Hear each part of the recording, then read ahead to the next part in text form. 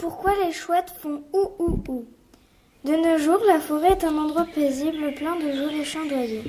Mais autrefois, il y en a vraiment très longtemps, il y en était tout autrement. Les oiseaux chantaient tous n'importe quoi et n'importe comment. Le rossignol croa, c'est croix, croix, au risque de se casser la voix. L'aigle cria « Coucou !» en s'égossillant comme un fou. La pie se mettait à gazouiller, le corbeau à siffler, le pigeon à pépier et le moineau à roucouler.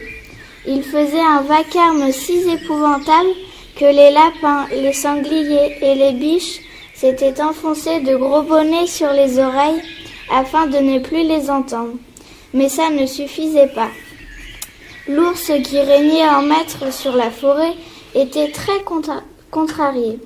D'autant plus qu'il aimait bien faire sa petite sieste après son déjeuner et que ses cris désordonnés l'empêchaient de bien sommeiller. Aussi, un jour, décida-t-il de rassembler les oiseaux dans une grande clairière.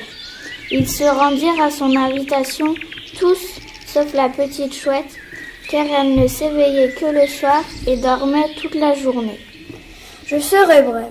Vous voyez ce tonneau? Il est plein de chants d'oiseaux.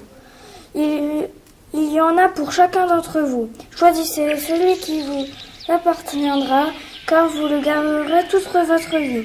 Vous ne pourrez plus en changer et il faudra l'enseigner à vos enfants et petits-enfants. Les oiseaux se précipitèrent sur le tonneau et en retirèrent les chansons les unes après les autres.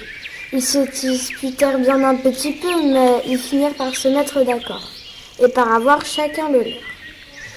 Quand la petite chouette s'éveilla, elle aperçut le tonneau vide auprès duquel l'ours lisait paisiblement son journal car il n'avait pas encore sommeil. Elle demanda « Qu'est-ce que ce tonneau-là » L'ours lui expliqua et la chouette s'écria « Et moi, je n'en aurai donc rien à chanter ?» L'ours réfléchit et finit par lui conseiller « Tu devrais aller au village qui se trouve de l'autre côté de notre grande forêt. J'ai entendu dire que les gens y font une fête. Ils dansent et chantent des chansonnettes. Peut-être t'en apprendront-ils une. » La petite chouette trouva l'idée excellente. Elle vola longtemps à travers la forêt. Quand elle atteignit enfin le village, les 12 coups de minuit avaient déjà sonné. Tout était plongé dans l'obscurité. Il ne restait plus qu'une petite chaumière allumée. Dedans, les chandelles étaient presque brûlées et le feu de la cheminée achevait de se consumer. Les gens étaient si fatigués d'avoir chanté et dansé qu'ils étaient tous endormis. Certains venaient de s'écrouler sur la table, d'autres dessous. Les femmes s'étaient assoupies en berçant leur enfant sur leurs genoux. Le musicien ronflait sur un banc, dans un coin.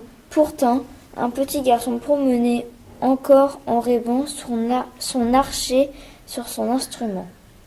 C'était une énorme contrebasse, deux fois grande comme lui, et d'où s'élevait un étrange bruit. « Ouh, ouh, ouh !» C'est la seule chanson qui me reste, soupira la petite chouette. Elle n'est pas bien jolie, mais ne sera pas difficile. Elle la prit sans hésiter et retourna vers la forêt. Depuis chaque nuit, ceux qui ne dormaient pas encore l'entendirent hurler doucement. Ouh, ouh, ouh. Plus tard, elle apprit ce refrain à ses enfants et ses petits-enfants. C'est pourquoi, depuis des temps et des temps, dans cette forêt-là et celle de partout, les petites chouettes et les petits hiboux ululent tous. Ouh, ouh, ouh.